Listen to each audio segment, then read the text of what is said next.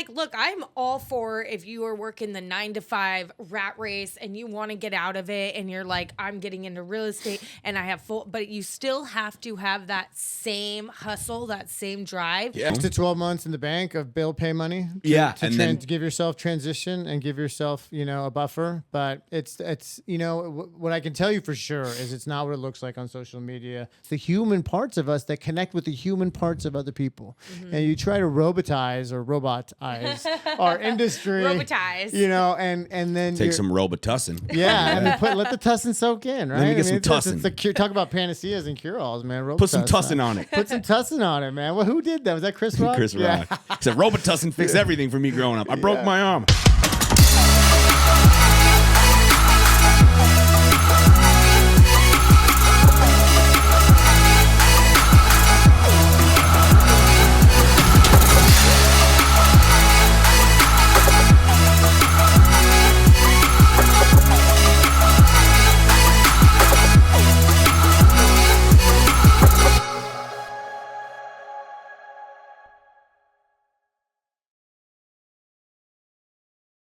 All right, what's going on, everybody? Welcome back to the Elite Zone podcast, where we sit down with marketers, real estate agents, and folks in all kinds of exciting types of businesses, mainly in the real estate and real estate involved sector, because we want to add as much value as we possibly can. My name is Max Bergstrom. I'm your host, and I've got the dream team today. I'm talking Mr. Ryan Lipsey, Ticor title, and I don't know, are you Batman or is she Batman? Are you Robin?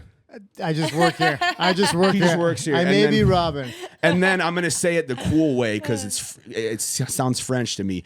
Mrs. Haylie Collier. Everyone says that. Yeah? Yeah, and it's just Collier. I mean, I don't, there's no fancy. But Collier, She's American as it gets. I know, right? People are like, oh, Collier's insured. I'm like, I wish I was related to whoever had Collier's Bergstrom insurance. Jewelers, man. Every time I see that, I go in there and I put my ID down and I'm like, it's me. I'm Mr. Bergstrom. Like, I need, some stuff. Like, well, there was a huge judge in San Diego who actually helped in the real estate community in San Diego. I can't remember his first name, but his last name's Collier.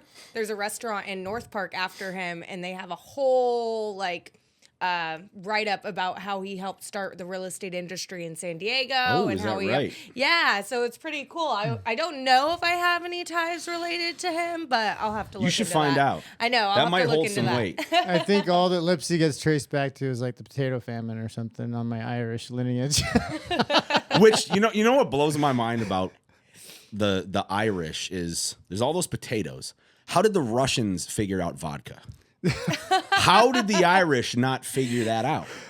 I don't know. That's a trick question. That would be a question for the Irish. Well, I guess Jameson's just had too much character, or all the whiskeys they have. They don't call them Scotch out there, right? No, I don't. Whiskeys, right? I don't think so. Yeah, I think it's just whiskeys. But it reminds me of that. There's like a Family Guy episode where they talk about like Ireland before they discovered whiskey or whatever, and they're like, it's like flying cars and it's super sophisticated. And these three guys are in a lab, and he's like, "Hey, check out this new drink Mickey O'Finnegan created in his lab. He's calling it whiskey." And they all take a sip, and then all of a sudden, "Yar!" and they're like beating each other up, like, and the whole civilization just crumbles. They like just devolve right into brain cells, exactly, brain stem activities. Yeah, Family Guy is definitely one up there with some of my favorite. It's so shows. good. It's so good. I go to all things Stewie. That's who I go to for advice. He's the baby, the talking baby, right? Yeah. And then Brian, the dog. If I get another dog ever, his name is Brian. Yeah. Sure. Or Taco. I mean, I don't know how many people can Taco. say Taco's always a good name. That's for a dog. solid name for a dog. I mean, no matter two syllables. It would have to be like a Chihuahua though, or something like a little small rat dog. Yeah, like rescue. Luna could be a Taco.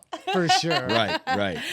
I don't know too many people that can say Family Guy made them cry, but Family Guy made me cry the episode that Brian died. Like, that was, because they looked at Peter and they were like, because he was so confused why Brian died, and they were like, well, Peter, you can't outlive Brian because who would take care of you? And I was like looking at my dog and I was like, oh my God, that's why I'm going to outlive you. And I like started crying and I was like, Luna, you can't die. Well, look, if you want to avoid that problem, go buy like a giant sea turtle. Because those things live like 150 years. Those things stink. And you have to put them in your will.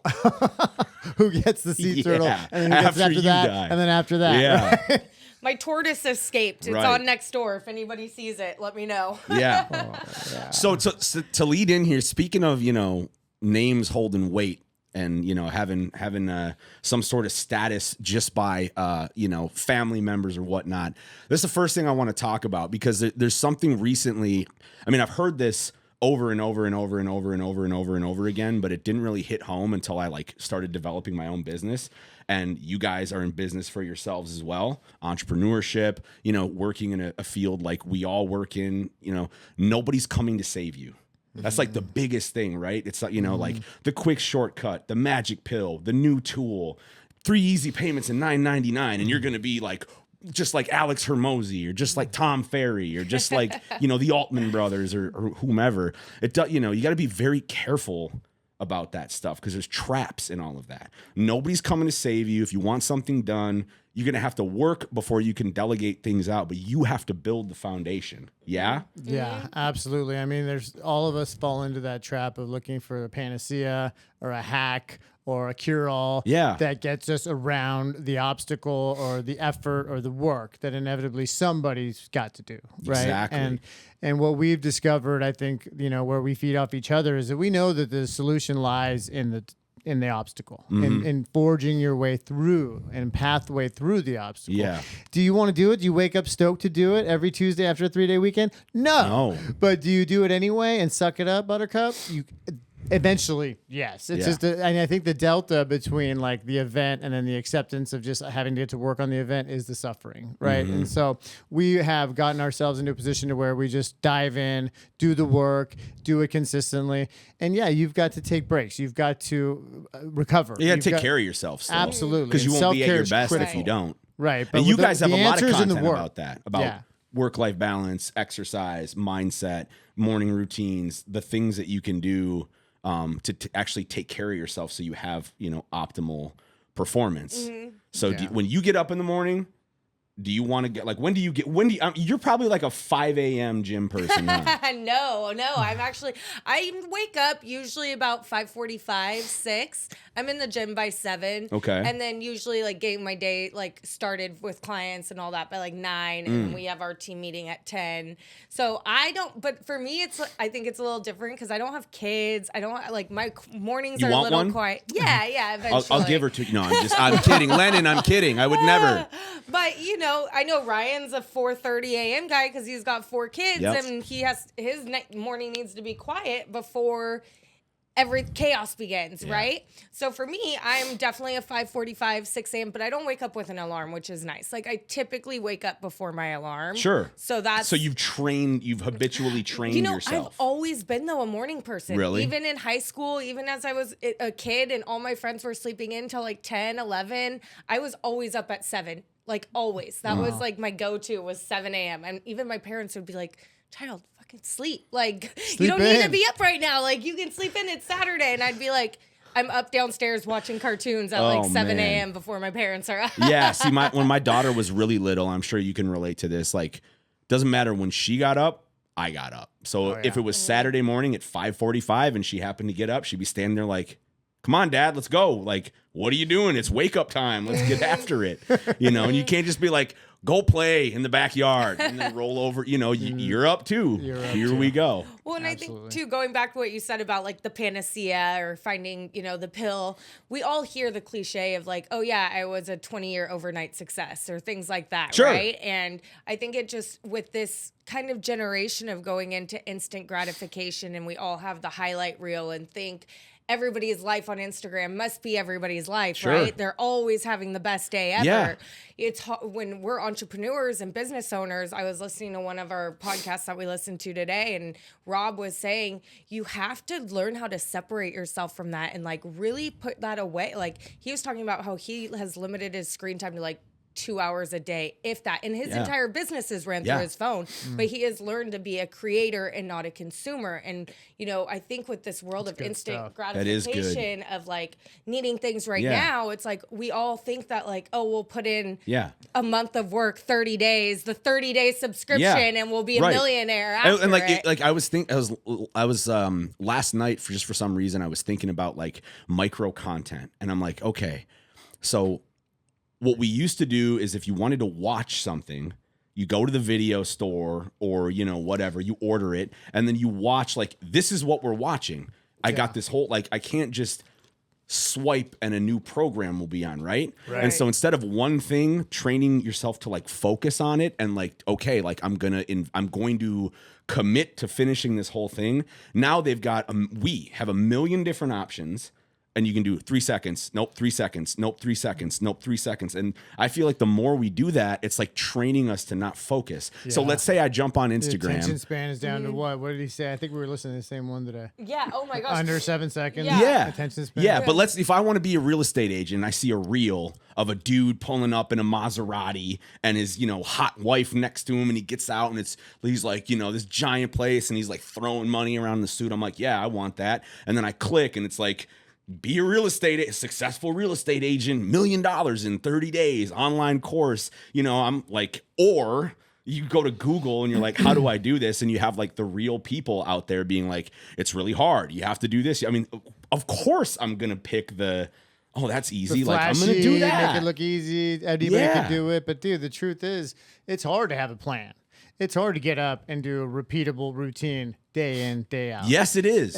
But even stuff you quote unquote enjoy. Yeah, but when you do hard things, you get harder than the hard things over time. Mm-hmm. That's what people that stick around and do the work find, right? Is that you get fulfillment, but every threshold you pass through, there's a new threshold. Yeah. That's the good news is the bad news. You're growing, but now there's a new outside your comfort zone, and then more and more and more. So when you get committed to the process and committed to the work, then you find and you derive pleasure and fulfillment from the work, right? You realize quickly, and I mean, I just finished Goggins, Never Finished, is the name of his second book. Okay. And he's the hardest mofo, arguably, on the planet. Yeah. Okay. And he says, I'm scared all the time. Yeah. That's why I keep learning and doing. Yeah. He says that. I mean, so if Goggins can admit that, I'm all in. Well, and I love what he says too, what Goggins says about like the reason, people have asked to do documentaries on him and all this stuff. And he says straight up, no, he's like, because I don't need average people judging me. He's like, because he still gets those thoughts and he has judgment and he has fears and he has things.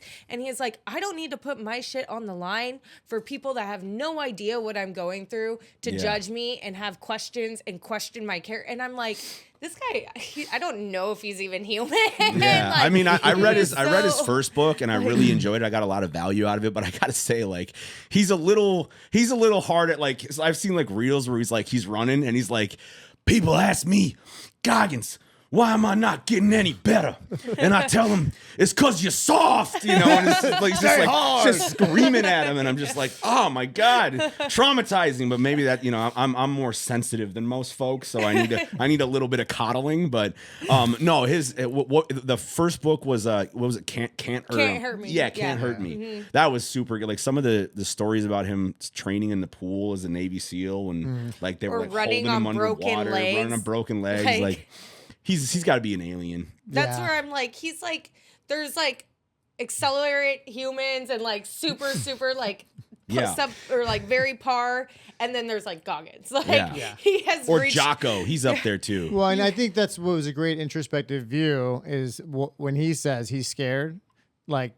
Okay, so if Goggins is scared, I'm not alone, and then that not alone gives me hope. Yeah, if somebody who's scared can operate like that, so can I. Yeah, and that's the antidote. His crazy routine and what he does physically, mentally, spiritually is how he unravels what he's got going on in his mind. Yeah, and that's just his story. Right. So for us, we have to find what works for us to get us out of our heads into our bodies, whatever that might look like. Yeah. But I think when you kicked it off and said everybody wants the hack, the panacea, the feel good in 30 days, and then there's just no arrivals. No. If you can surrender to the fact that there's no arrival and it's always going to be churn and effort and adversity, and that the answer and the solution and frankly the happiness is in the adversity, then you can suit up and show up and take it on every day. But if you're waiting for somebody to come save you, or for the answer to show up in the mail, it ain't coming. It ain't coming. You got to save yourself. So that's a big trap in real estate, I feel like, and in most businesses,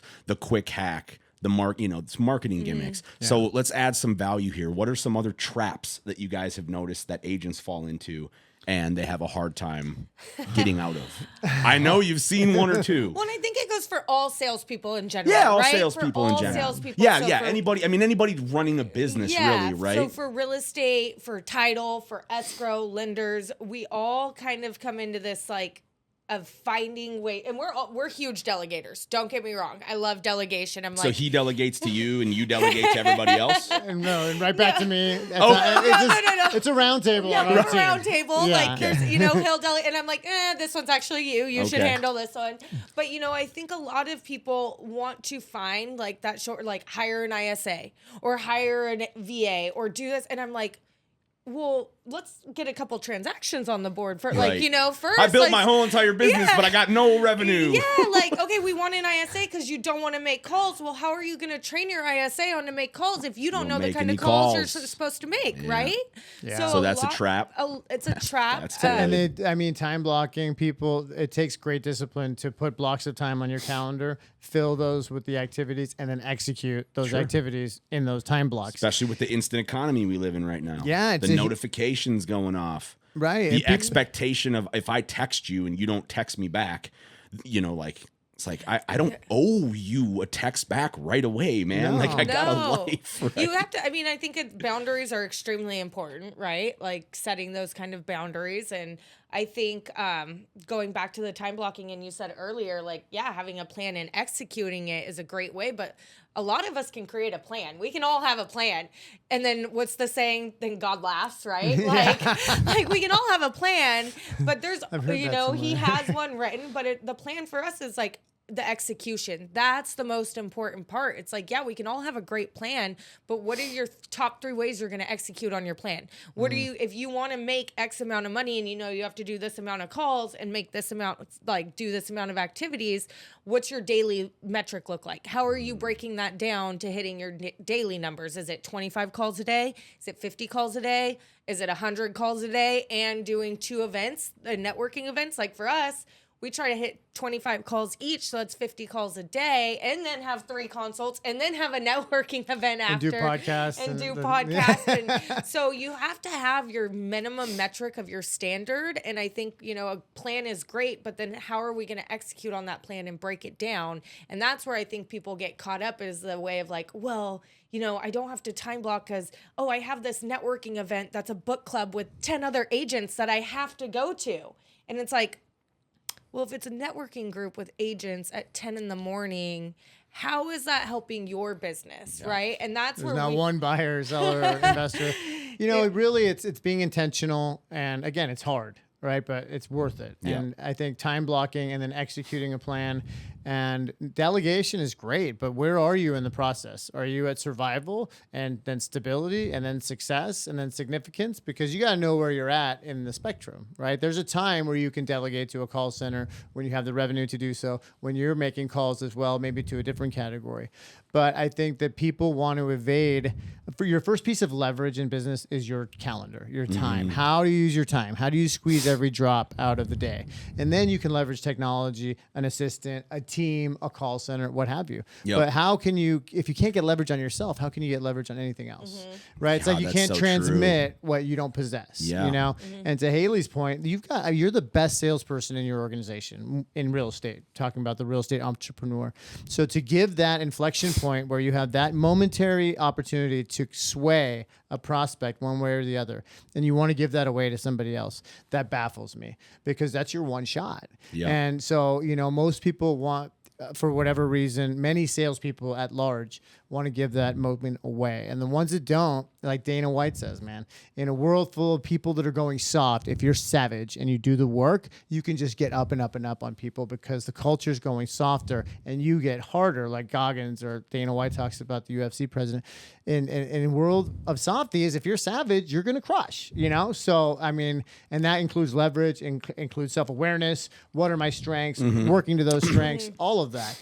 But I think the first piece of leverage is time blocking and then doing the things you say you're going to do in those blocks, doing the work so that it can be simple. It's just not easy, right? Right. Absolutely. It can and be most things simple. are. Yeah. Well, too, and also too, going back to what you're saying, like you can be a complete business savage. Like I tell my friends all the time, I'm like, you can't hurt me. Like it takes a lot. Like you really got to cut deep to like hurt. Like you got to be talking about my family or like my friend. Like you got to say some really messed up shit to hurt me. I really don't like your shoes, Haylie. Like, cool. Are you wearing them? No. Like, you know, See? great. There you go. Like, it takes a lot, but you can be extremely empathetic too at the same time. Yeah. And we are in a business of caring for people and making sure, you know, on our end, we do as much as we can to help the agents to get more deals on the board. And that in San Diego and getting commissions, that could be huge life-changing money for some of these people, you know, starting off. Yep. So as a real estate agent, we can be savage and be the best negotiator and the cutthroat and getting the best deals,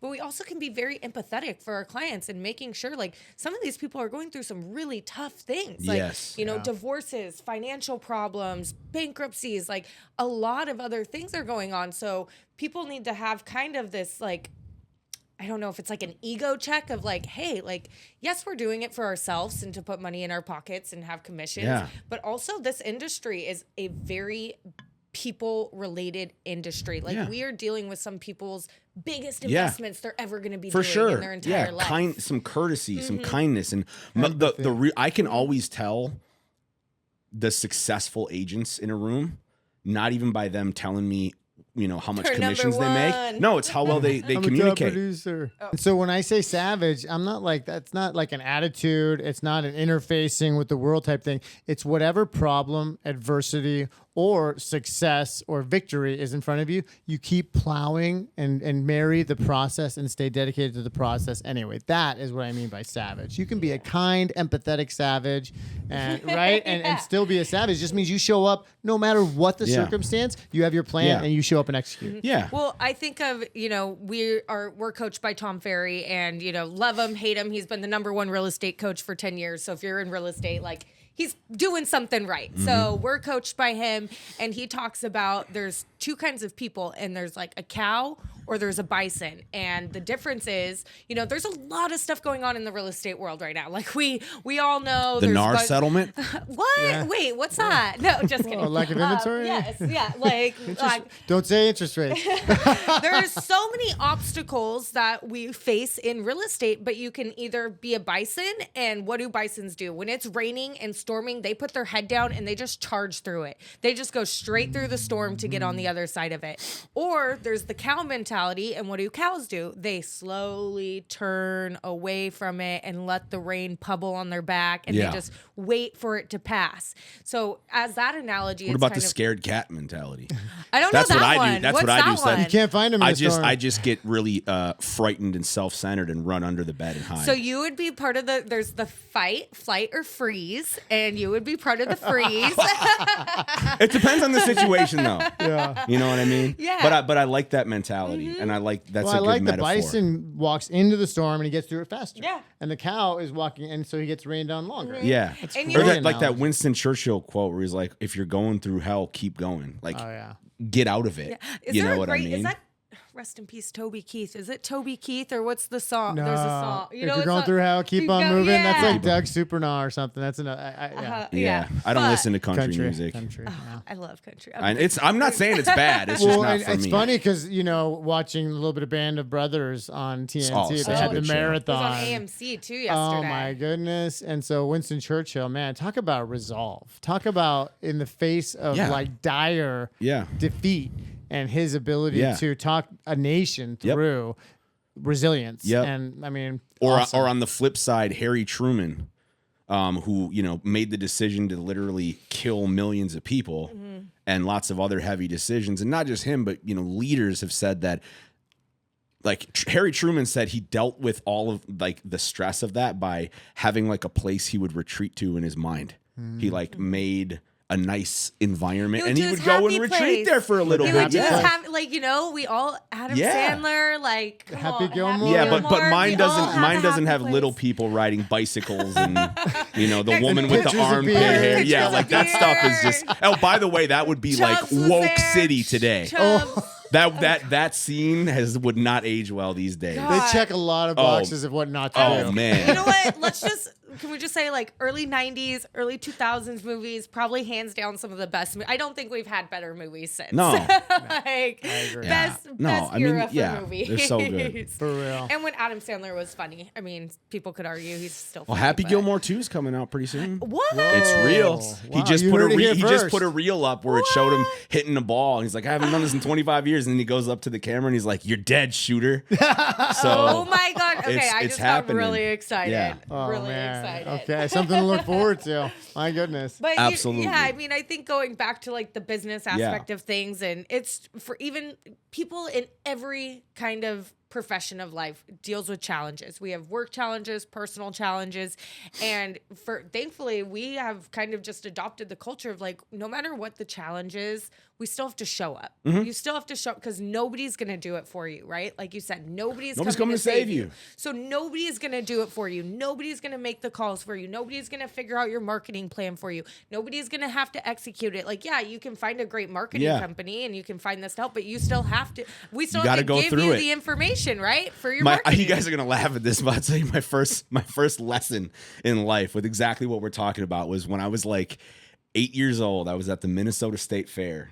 And I was, with my stepmom, my dad, and my sister. And I like begged my dad, I want to go in the haunted house. I want to go in the haunted house. I want to go in the haunted house. And he's like, okay, I'll take you in the haunted house.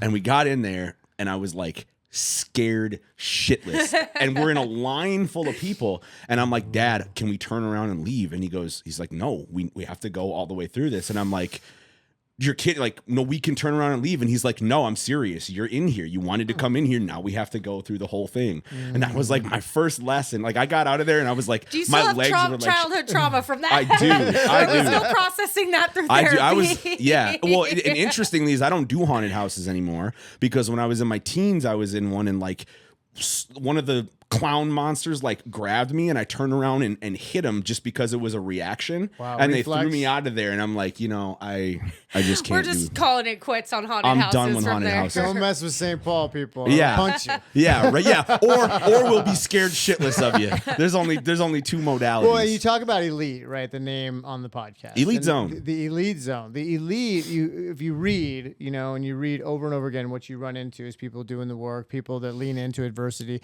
people that have peeled away their misgivings and misconceptions of what the work is by getting into action into the obstacle, right? And in there, it's not going to be what you thought. It's going to be completely different. You're going to be disoriented, but you learn, you adapt, and you face the next challenge with better armed with information, better armed with thicker calluses, and having a better idea of what to do. That's what experiential knowledge is all about. You've been through some storms. Yeah. And you can't read about it in a book. No. You can do it. You can read reading a menu is different than actually eating the food. Absolutely. There's something to that whole just do it thing that the Nike culture had. And the hustle culture and this, even savage culture is all about showing and on reels and on social media. But the ones that do, like, show me, don't tell me. Right? Like, I don't want to hear about the labor pains. Just show me the baby. Yeah. Right? And that comes from the silent work, the silent preparation, the reading, the self-improvement. All that stuff shows up on the scoreboard and in your resilience and your ability to show up,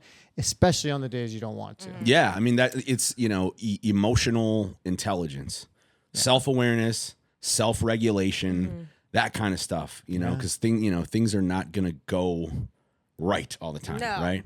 No. Well, I think that's where I said earlier, like, we can have a plan, but that plan could go like this. Well, that brings me to my next trap.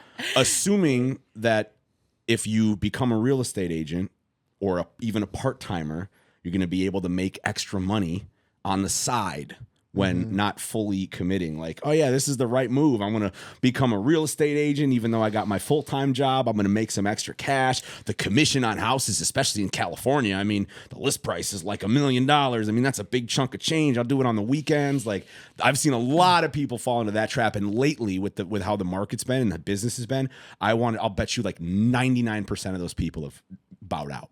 It's tough. What do you guys think? Well, it's like the old saying, the one who chases two rabbits catches neither. right? And you have to put focal energy and focus into your enterprise and what your core focus is to get the maximum effort. If you try to do 2 things, 3 things, 4 things, now you suck at 3, 4 things. When you put maximum energy and focus into one, you become a master at it. And if you there's such a thing as like bolt-ons, things that are closely associated that I feel you can do a couple things. Sure. If it's like right in your core focus and just like maybe a tangent to it or something or adjacent to it. But yeah, people that are trying to do 2 completely different things and make a little hustle on the side, most of the time it just means mediocrity in a couple different ventures. Yeah. And like, look, I'm all for if you are working the 9-to-5 rat race and you want to get out of it and you're like, I'm getting into real estate and I have but you still have to have that same hustle, that same drive. Yeah. And that's where time blocking comes in. Like, we have a couple clients, they were full-time nurses and stuff before. For sure. A lot of people do that, right? But they fully transferred into real estate and they were able to quit their 9-to-5 and now they're full-time realtors. Yep. And I think going back to kind of what we were saying earlier, the social media, things like that, and TV shows that are out there kind of make real estate look like this like drama intense business where you just go and make a shit ton of money. But I think the average realtor that sells, 4 homes a year, 4 to 5 homes a year, their average income is like $60,000. Like in San Diego, you can't live off $60,000. That's below poverty level in San Diego. So that's where that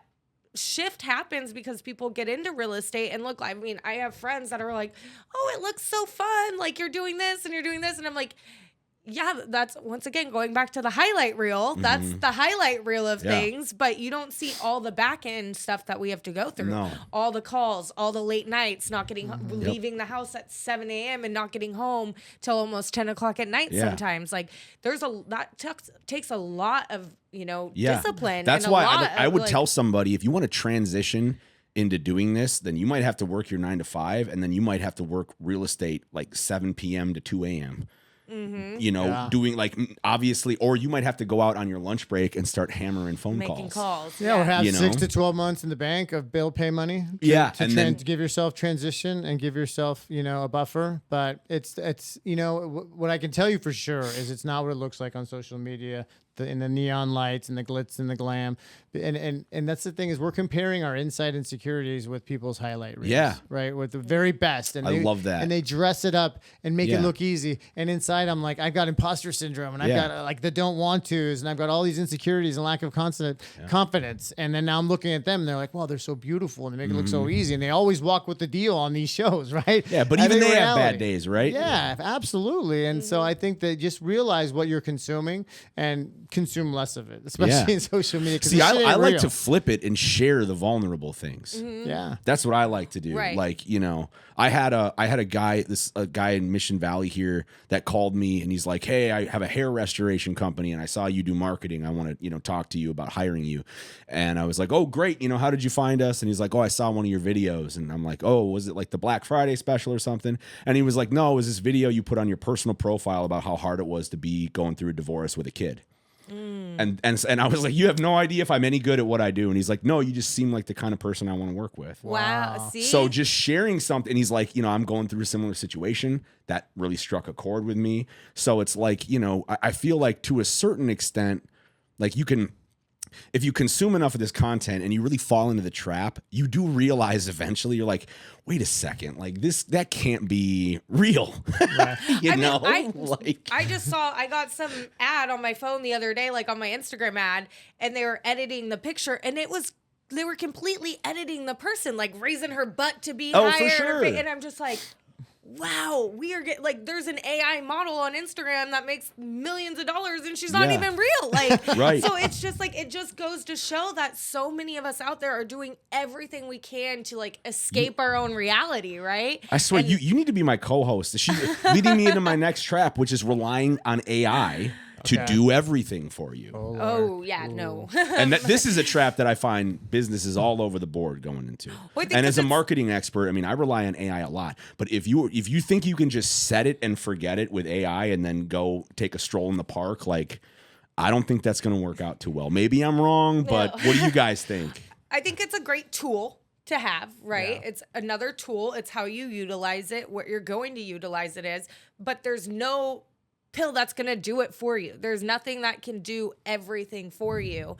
And, you know, I think it's a great way to help leverage certain technology in your business, to leverage your CRMs, to leverage, you know, email marketing, that kind of stuff. But you still have to create the content. You still have to do it. Like, you can go into Chat GPT or like what's the other, like the Google, the Gemini one, and you can have it create something. But I don't know, have you ever actually read some of the things it creates? You're like, what the hell? Like, that doesn't even make sense. Like, I mean, I love it because every author ever it has access to, like, and I read Atomic Habits, you know, The Power of Habit, all the books, right? Level Up, you name it. And so it's a wonderful research tool. Like, it gets me from here to a starting point really quickly by doing most of my research. I can have it write bullet points as James Clear, who wrote Atomic Habits, from his mindset, and make it sound like him, and then have that be my kickoff point for what I'm hoping to create.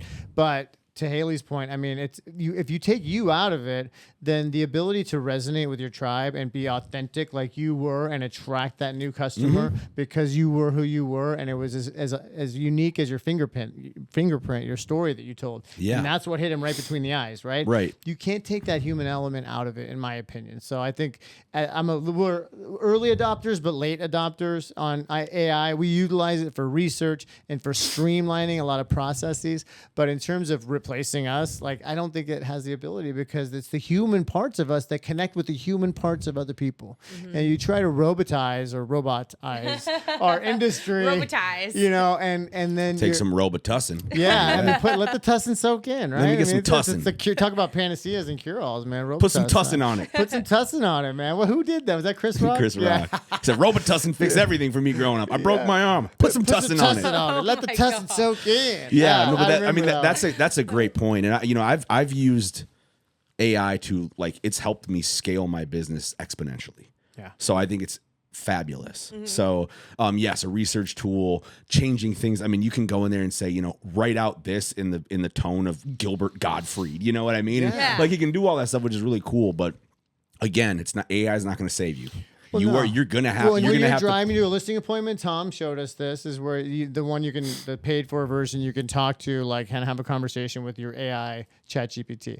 You can say, okay, tell me how to best present to a high D who has this price range, this timetable, and these concerns. Love that. And it will tell you, okay, for a high D, personality, they're going to be, driven and apex predators. So you have to appeal to their egos, and it breaks it down for it you. even will role play it with you. It'll will role play it with you. That's cool. So Like, that, I mean, huge benefits there, tons, right? It takes a lot of the brain out of it. And that's what I mean by research and resources. But again, I mean, with the execution of the plan, that I think is best left to the entrepreneur.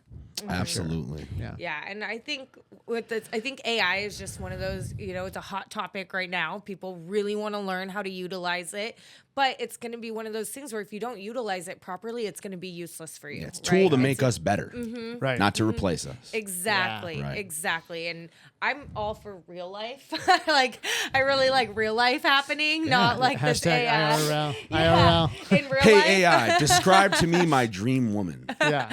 Like, I think we all, and it's just kind of Yeah. goes back being caught up into this kind of instant gratification and not wanting to do the work. And it's just nobody one wants of to do those shit things that just anymore. add to it. Like, We're gonna revert back to the point where, like, it's gonna be all human, and somebody's gonna, like, make a call and be like, "You're a real person. Yes, I'll buy anything you want." I like, think like that's Just wait, Discover man. Card, like that's Discover Card's tagline, and I only Yeah, hear like, this you're 'cause speaking of to a real all person. The podcast and stuff we listen to, they're like one of the sponsors on it, but that's like their thing is when you call, you get a real person. Yeah. You don't have to, like, I can't tell you how many times I'm like, speak to a representative. Yeah. Speak Yeah, to a representative. representative. and they say Representative. this. They say, okay.